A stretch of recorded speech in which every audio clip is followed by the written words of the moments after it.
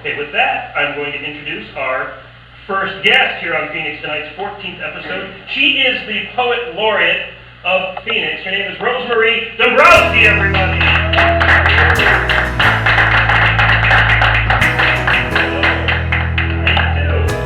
Thanks for agreeing to be on my show. Oh my goodness, this is slushy. Isn't it? I went way down. It goes deep, like a good poem. Let's tie it all That's together. true. Let's establish Thank God I wore the longer dress. All right, I'm good. You getting the birds? Are you getting the birds? You just cut our YouTube viewership potential in half by wearing the longer. I'm so sorry. Can I put this down here? Just, Yeah, you can put it down. For the sake of my own vanity, and then water Yeah, bottle sorry, I know. upstage. Fucking enthusiastic ambiance. I'm sorry. This is Corey. I spend most of my time just setting this stuff up. It looks And then beautiful. planning questions for community content is very I like secondary. the pencil holder. Thank you very much, my Craig Ferguson homage. Yeah, but this is a rattlesnake, isn't it? I'm not I think so. I think it might have been bigger, but it was Okay. practically this. I bought the, yeah, and it's not the size of your snake. Bigger than yours. Yeah, no doubt, actually, no doubt. But so you are the Poet Laureate of Phoenix.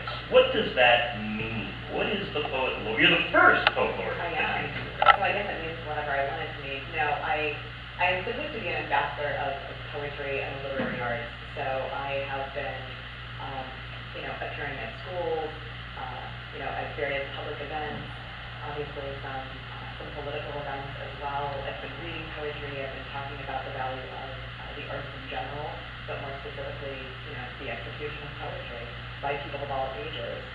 How that can empower us, how it can heal us, how it can just sort of help us express ourselves to one another more clearly and more effectively. Is it common for a city to have a Poet Laureate? There are probably about 25 cities that do. A lot of cities are moving towards youth laureates for some reason. That's becoming a popular thing. So I'm seeing as many youth laureates as I am older poet laureates. A lot of the cities that have had poet laureates longer than we have had them don't have terms on their city laureates. So I've noticed that the city laureates that aren't youth laureates are sometimes 80. So that's okay. Yeah, so I don't know about So collaborating like with them on projects. Yeah, that seems a little problematic. So it's like I have this project in mind, and I'm going to be reaching out to a bunch of different city laureates to try to execute this project. It's a street art poetics kind of project.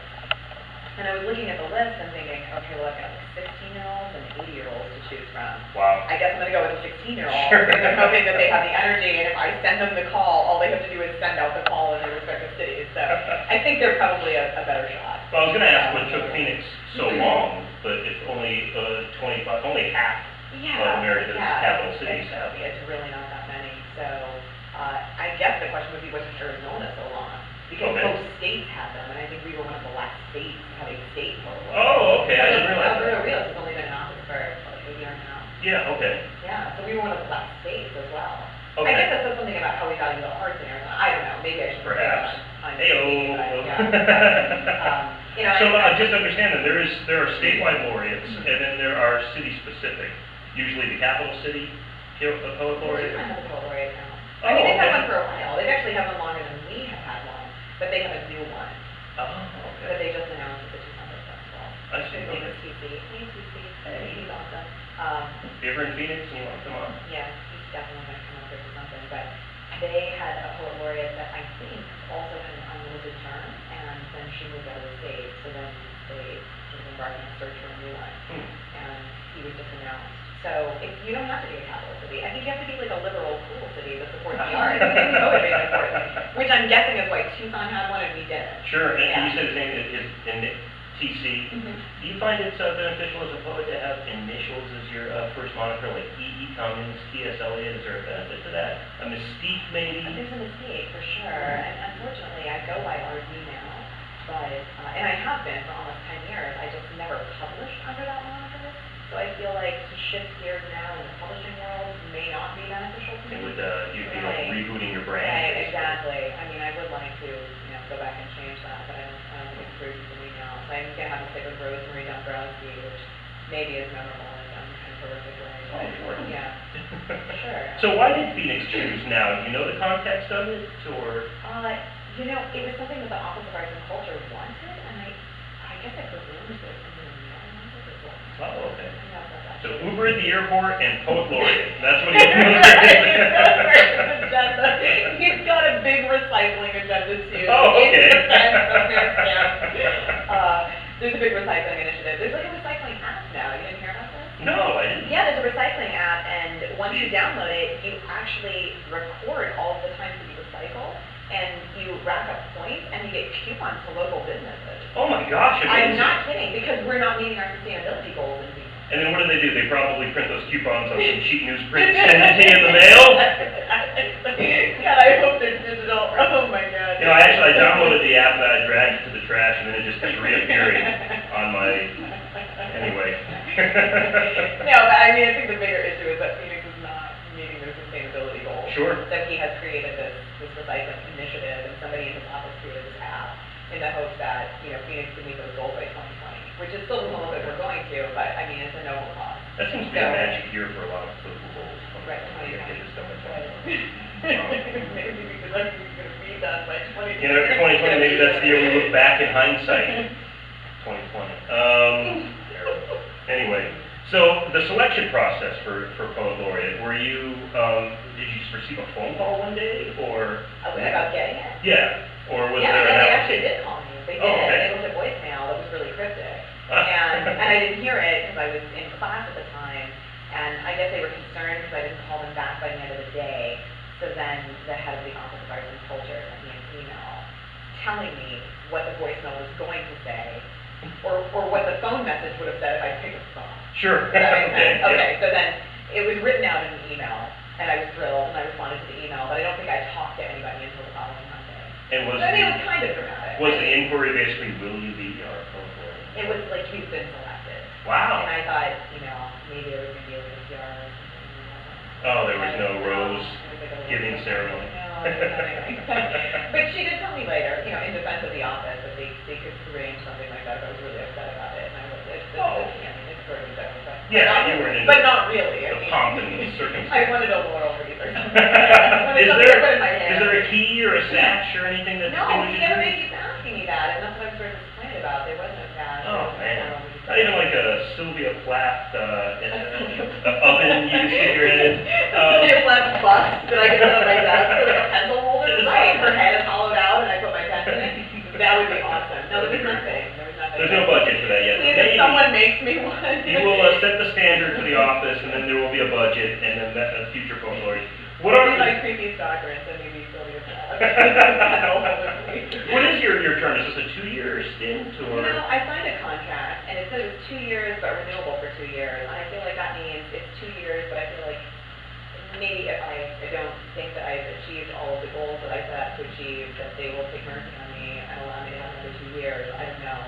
I don't know if Rios' term is also renewable. Sure. Because again, the state is just sort of figuring this out. Right. So maybe the renewability thing is just sort of, a safety net for them as well. Yeah. As it is for me, because I don't Well, we are the state of John McCain. I think you can keep the job as long as you want. Hopefully I won't be that gray.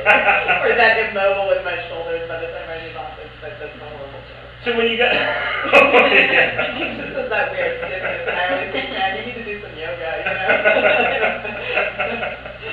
I'm pretty sure it's a war injury. But when you got the call, did an agenda start to come to mind? Did you start thinking, you know what, in this office I can do this or that? Or were you kind of overwhelmed with the ambiguity of being the first? There was definitely ambiguity, but I had ideas. I had a lot of ideas, and I bulleted them all out and, took them to the first meeting, and making community office was more overwhelming to me. Oh, sure. Because I'm a planner. I have severe OCD, so everything was already bulleted out, and sub-bulleted out, and sub-bulleted out, and they were thinking, oh my God, how are we going to help her execute this? So I think that's kind of the ongoing feeling is that, I have trouble reining in those ideas, and I just keep adding them to the list. And what is your platform? What are things? What is my platform? My platform is peace on earth and poetry for all men and women. That is sort of my platform. I just won a fellowship from the Lincoln Center for Ethics, and that is actually for the Phoenix Community Poetry Gardens. So I'm going to be, over the next year to 2 years, identifying 4 different locations in various neighborhoods, hopefully in Central Phoenix, not necessarily downtown, but Central and South Phoenix primarily. Probably privately owned walls that, people are willing to sites have been determined, we'll be sending out a call to high school students in that neighborhood and letting them know that there will be a series of 2 workshops. One will be more of a conversation about the value of poetry as public art, how that creates agency, how that allows you to tell your story, how that gives you a voice. People will care, once you sort of express that voice. So the first workshop will be more or less a discussion about what poetry can do, and also there will be a prompt at the end, like, okay, now we want you to create a poem that's under 20 words long that, would be something that people could easily digest. Sure. It has an important message, it says something about you or your community and who you are, but something that people could digest walking by or driving by. So in the second of the series of workshops, then they would bring that poem back. There would be other poets there to sort of help them workshop that piece, maybe pare it down a little bit more, maybe something in the 10-15 word range. Then the artist would come in and help them actually install the word art on the wall, and then there will be a launch ceremony as well. And what will make a wow, what greater reward to a young author than seeing your work literally published right, on a wall. Right. So that's my most that's my most urgent project and the one I'm most excited about. The other one I'm just sort of embarking on my own over the summer is the Street Art Poetics Anthology. And I sort of cross-reference a list of cities that have great street art and cities that have poet laureates. And I thought, okay, cool, like there's some convergence here. And so I'm going to be contacting those city laureates and asking them to put these calls out in their communities that are essentially just asking poets to respond to street art. Nice, okay. So, send in your poem along with a high-resolution photograph, and then I'm hoping that the city laureates can kind of narrow the pool down to about 10, and then send those on to me, and then I'll do the final curation. Cool. Of that anthology. So these are very practical projects with attainable goals that are visual, you can see them. Right. So your legacy would be immediately measurable. You make it great. I love that you think I'm practical. That's well, I mean, that's great. No, that's a great compliment, because I think sometimes people think that poets aren't practical, and that these offices are, sort of tainted by the ambiguity or, the sort of hyperbolic optimism, of a poet, and right. sort of stereotypes of a poet that, we can't sort of like winnow our ideas into these, palatable projects. Sure. Thank you, man. Oh yeah, my pleasure. That's kind of what I wanted to ask, is because I understand the impression could be that poetry is a bit stoic or archaic, and I'm sure that's criticism that you face, or maybe not. Do you find that people often poetry, people still write poems, or is? Sure, people say that all the time. I think there's also the other side of it, and that's the frivolity aspect of it. People think it's kind of like a curious and frivolous profession. Like, that's what you do? You write poetry? Yeah. You teach people how to write poetry? Sure. So I think there's the stoic sort of inaccessible response, which is one end of the spectrum, and the other end of the spectrum is, that's kind of flighty and stupid. Sure. So I get both, and probably everything in between. But not really in the bubble that I live and work in when I'm out, maybe at the grocery store or something. Oh, that's what I mean, when you're outside of the world of When I'm scanning my groceries and someone comes up to me and says, hey, do you know anything about poetry? I mean, that never happens. No, it's just in just kind of random conversations. Yeah, sure. I get those two spectrums. Well, people ask what you do or what you're interested in. Yeah, I mean, my students don't say things like that. And, people in the poetry community and the arts community don't ever say things like that. Sure. I mean, they find out pretty quickly that it's an awesome medium to be working in, because it's fact and fiction, personal and universal. Sure. It's all of those things. It's the unlimited vessel. There's It's not constrained by the rules of fiction or the rules of nonfiction. Oh, right. Both, it's neither, There's the discipline of specific structures, but the freedom of free verse. Absolutely, and all the that. freedom of topicality. I dig it. I dig it. I know you are.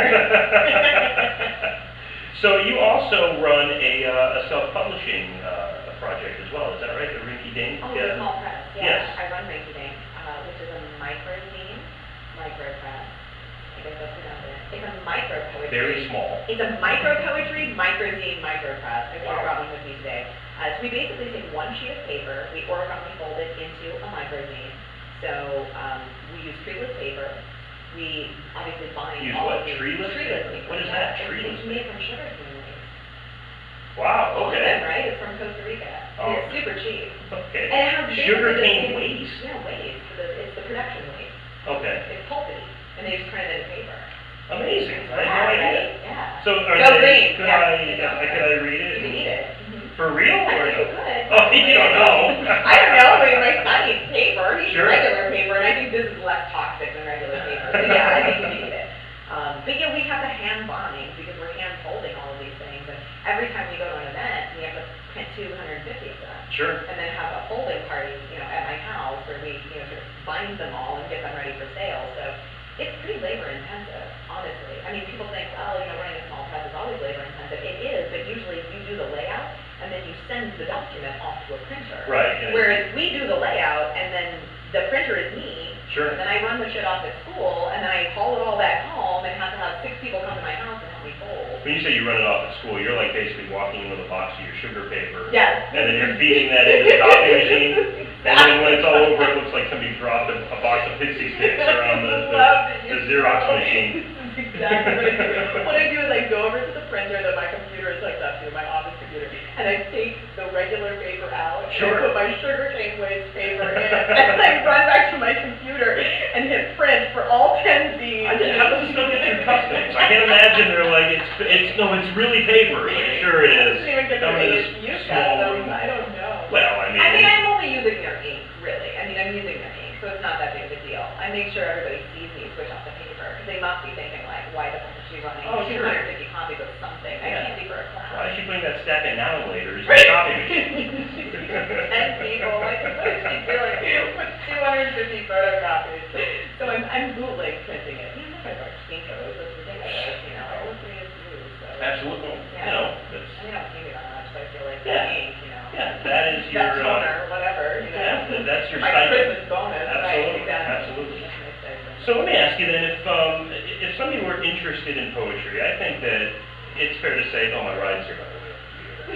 I think it's fair to say that a lot of people, at some point in their adolescence at least, wrote a little poetry. It helps express feelings we had at that time. What if somebody as a young adult were to come to you and say, I've always had this inclination for writing down verses and things like that. What are you going to do with this? Is there anything practical, anything real to these little notebooks I've kept all my life, or is it just a hobby I have? What can people do with it? I mean, writing is real. There's so many avenues, there's so many outlets now, thanks to the internet, for us to publish our writing or get our writing published. So I think, a poem can easily be turned into a prose poem. Something from a journal can easily be turned into a prose poem or even a verse poem. I think somebody can start a blog, they can start submitting to online journals, especially smaller ones or lower tier ones that are looking for emerging writers, new writers. If somebody just wants to create their own platform, they can do that. But, writing is writing. It's the most powerful medium, right? Twitter is an extremely powerful medium. Sure. It starts revolutions, or it helps fuel revolutions. Absolutely. So I feel like there are collections of, I don't think Twitter poetry is good, but there are collections of Twitter poetry coming out, there are a lot of young people who are getting a lot of mileage out of their, sort of semi-poetic tweets right now. Sure. And I think that the millennials see how valuable all of these media are, and they seem to really be gravitating towards poetry. More so than I think my students were 10 years ago, and maybe even more so than, the tail end of the Gen Xers. We were pretty impractical, because, we didn't think the world was ending, so there was that, too. Right. When I was in college, we weren't really in a hurry to get out, and we didn't really care about Sure. jobs afterwards, because we thought the economy was super stable, Right. and Bill Clinton was cool then, so we Sure. didn't really have any problems. There was no apocalyptic urgency. Right. So, I think we all kind of wrote poetry, but we didn't really see a profession in it. We just sort of stayed in grad school until something emerged, Sure. which is what I did, too. So it just kind of emerged as a profession eventually. But I think the millennials, I have millennials who are psychology students, who are social work students, who are criminology students, who are quantized journalism students, all taking poetry classes because they see the value in, writing in these expressive ways or confessional ways or socio-political ways in Sure. ways that they're sort of prohibited from writing in their respective fields. So, yeah, I think they see the value, and that's, I guess, what I was telling Ian person. It's universally applicable. That's great. Well, that's a great message. So if people wanted to find Rinky Dink Press, is it online? It is, yeah. We have a website, submission guidelines. You can read samples from Series 1, Series 2. We're always open for submissions. Series 3 is coming out in May. Oh, cool. Okay. We go to Zine Fest, we go to Book Fest. We did Northern Arizona, we did Tucson Book Fest. We're doing some little book coming up. We did the first annual Famous Zine Fest. Right. The second, In October, it was rad. Yeah, I very loved cool. it. Oh, So- yeah, you had a table there. I had a Your table table was there. amazing. Thanks. Your table's always amazing. Thanks a lot. Does everyone know that you're like the greatest comic book They do. designer? They Okay, do. that's cool. Yeah, I incorporate that into everything I do. I try not to ever be too close to him and seeing us, because it just makes us look bad. You know, we have these tiny little hand-folded pieces of shit. But I love the economy of a microzine, I really do, because so often you could say more with less. Absolutely, and that's what poetry is, it's the art of concision, right? Yep. It's not being long-winded, not thinking that your shit is so important that you need 500 words. Absolutely. You need 50. That's Wow. it. Well, now you're convicting me to end this interview before it gets a little too long-winded. So is it rinkydinkpress.com or what Yeah, is the? rinkydinkpress.com. Rinkydinkpress.com. Okay, that might appear down here on YouTube. Awesome. Yeah, grab it. Thank you for being on the show. I really appreciate it. Rosemarie Dombrowski, everybody.